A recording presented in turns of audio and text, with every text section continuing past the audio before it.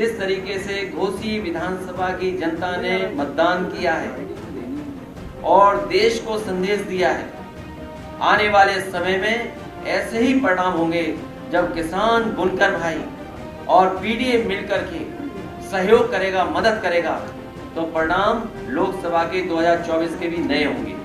सरकार जितना दबाव बनाना चाहती थी रेड कार्ड देकर, या खास करके जो हमारे मुस्लिम भाई मतदाता जहाँ रहते हैं उनके ऊपर दबाव बनाने का काम किया, अधिकारियों के माध्यम से जो कुछ कर सकते थे वो किया, लेकिन उसके बावजूद भी घोसी की जनता सुधाकर सिंह जी के साथ खड़ी दिखाई दी।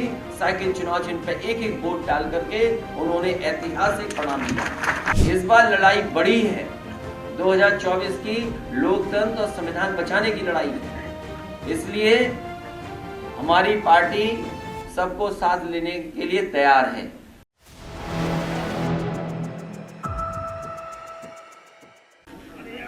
घोसी की घोषणा की और जो ये जीत का संदेश है, घोसी विधानसभा की जीत की घोषणा ने नया रास्ता राजनीति में दिखाया है। और सबसे बड़ा संदेश यही है कि अगर कार्यकर्ता, नेता अपना चुनाव समझ करके और इसी तरीके से आंदोलनकारी बन करके सरकार के खिलाफ खड़े हो जाएंगे तो लोकतंत्र भी बचेगा, संविधान भी बचेगा और देश को नया रास्ता मिलेगा।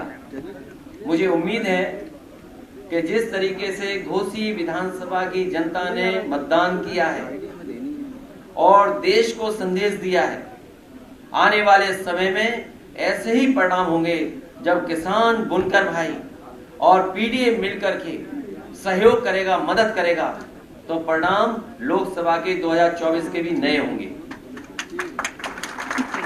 मैं सुधाकर सिंह जी को और उनके पूरे साथियों को जो आज इस हॉल में बैठे हैं, मैं उनका धन्यवाद भी देता हूं, आभार भी प्रकट करता हूं और इस जीत के लिए बहुत बहुत मुबारकबाद उनको मैं देता हूं।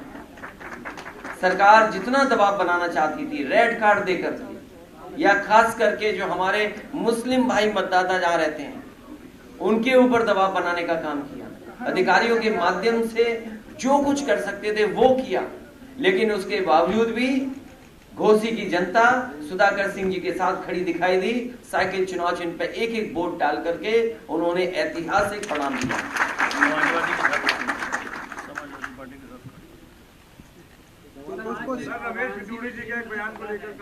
देखिए, लोग केवल चेहरे से नहीं पहचाने जाते हैं, अपनी जुबान से भी पहचाने जाते हैं। और बीजेपी के कोई ये पहले नेता नहीं है। बीजेपी के अगर आप पुराना आर्काइव से चीजें निकालोगे तो बहुत सारे ऐसे नेता निकलेंगे, मिलेंगे जिनकी इससे भी खराब भाषा है। ऐसे नेता, ऐसे सांसद को जिसने नए लोकसभा में इस तरह की बात कही हो, उसे आजीवन ताउम्र पाबंदी लग जानी चाहिए चुनाव लड़ने के लिए। बनारस में आज प्रधानमंत्री नरेंद्र मोदी जा रहे हैं सर। तो देखिए, बनारस आए, क्यूटो से नहीं आए ना भाई। वादा तो इस बात का था ना कि क्यूटो होगा, लेकिन उत्तर प्रदेश की सरकार ने क्यूटो ही नहीं बनने दिया। ये उनकी बात है। INDIA की सीटों को लेकर क्या, INDIA नहीं, इंडिया की सीटों को लेकर समाजवादी पार्टी का स्टैंड क्या है? समाजवादी पार्टी का स्टैंड क्लियर है। लोकतंत्र बचाना है, संविधान बचाना है, बाबा साहब भीमराव अम्बेडकर जी के रास्ते पर, डॉक्टर राम मनोहर लोहिया जी के रास्ते पर और नेताजी के संघर्ष से रास्ते पे चल करके देश को बचाना है, लोकतंत्र को बचाना है। समाजवादी पार्टी कितनी सीटें मांग रही है और इसके अलावा समाजवादी पार्टी सीटें नहीं मांग रही, समाजवादी पार्टी सीटें दे रही है।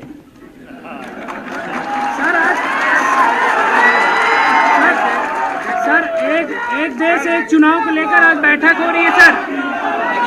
एक देश एक चुनाव को लेकर आज दिल्ली में बैठक हो रही है। अरे एक देश एक चुनाव, आप और हम यही उत्तर प्रदेश में काम करते हैं। अगर उत्तर प्रदेश में विधानसभा का भी चुनाव हो जाए 1 साल बाद या 6 महीने बाद, तो हम समाजवादियों से और उत्तर प्रदेश की जनता से ज्यादा खुश कौन होगा?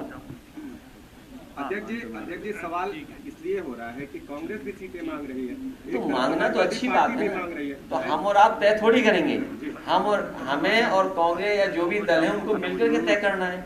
जब मैंने आपसे कहा कि समाजवादी पार्टी के और समाजवादी लोगों का इतिहास उठा लीजिए, समाजवादियों ने लोगों को जोड़ने का काम किया है और बढ़ चढ़ करके भी अगर साथ लाने के लिए कुछ हमें त्याग भी करना पड़ा होगा तो त्याग भी किया है। लेकिन इस बार लड़ाई बड़ी है, 2024 की लोकतंत्र और संविधान बचाने की लड़ाई है। इसलिए हमारी पार्टी सबको साथ लेने के लिए तैयार है।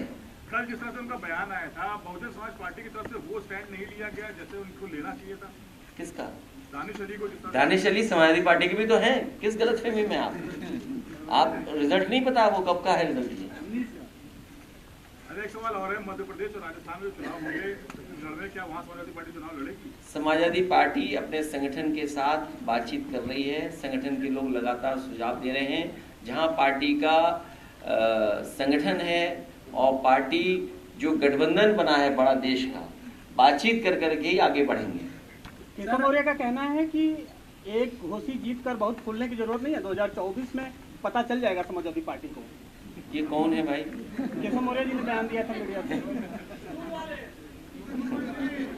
देखिए, एक लोहा लोहे को काटता है। बीजेपी की रणनीति जान लो, समझ लो क्या है।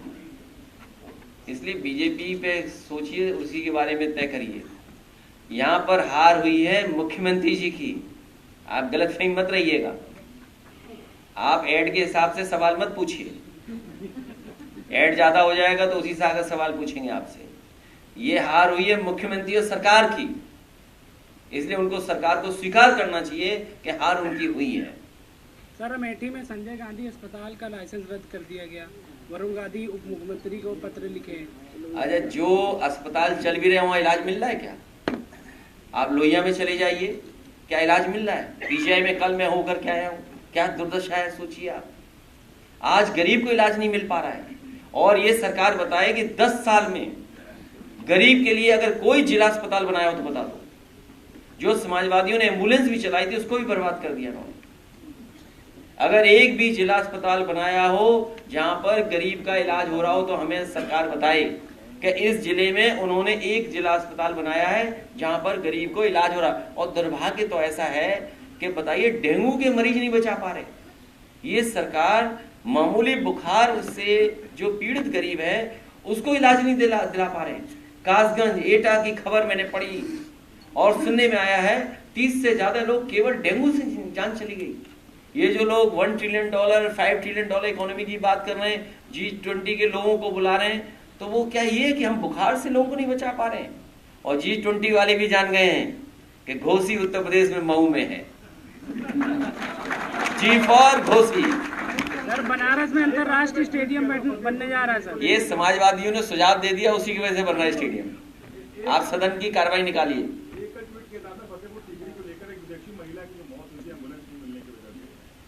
देखिए, दुर्भाग्य है देश का। जब हम दुनिया के देशों को देखते हैं, दुनिया के देश कहाँ पहुंच गए हैं, वहाँ की सड़कें, इलाज, अस्पताल या शिक्षा या क्या स्तर है।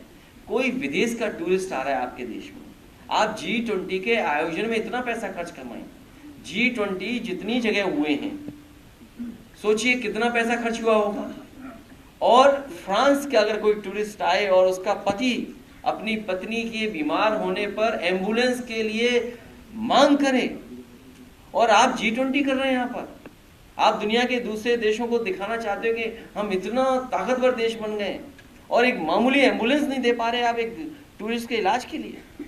इससे ज्यादा खराब बात क्या हो सकती है? इससे खराब संदेश क्या जा सकता है? केवल खबर भारत में नहीं छपी होगी, ये फ्रांस में भी छपी होगी कि एक टूरिस्ट आया और उसको भारत सरकार न केवल दवा दे पाई, एम्बुलेंस बुलाते रहे, एम्बुलेंस नहीं पहुंची और उसकी वजह से जान चली गई। सोचिए, गड्ढा मुक्त अभियान चल रहा है, आरएसएस की बैठक चल रही थी भाजपा के साथ, मुख्यमंत्री का वो इसलिए गड्ढा है, उसी में बैठक चली जाए। सर, महिला आरक्षण बिल पर पूर्ण बहुमत से पास हो गया है राज्यसभा में। अब वो पत्रकार सवाल ही एक ही लाइन में 2 सवाल पूछ रहा है भाई, गड्ढा और आरएसएस, हमने को उसी में चले जाओ। और घोसी वालों ने भेजी दिया। मंत्री जा रहे थे बैठक पे, गाड़ी फंस गई थी उनकी गड्ढे में। तो ऐसा तो हो गई, तो समझ लो संदेश क्या है कि वो बैठक भी गड्ढे में। समाजवादी पार्टी साफ है, पिछड़ों को और मुस्लिम अल्पसंख्यक उन समाज के लोगों की भी भागीदारी हो, और जो सुझाव नेताजी ने दिया समाजवादी पार्टी का पक्ष रहा कि पार्टी बेस्ड भी होना चाहिए रिजर्वेशन, हम उसी पक्ष में आज भी।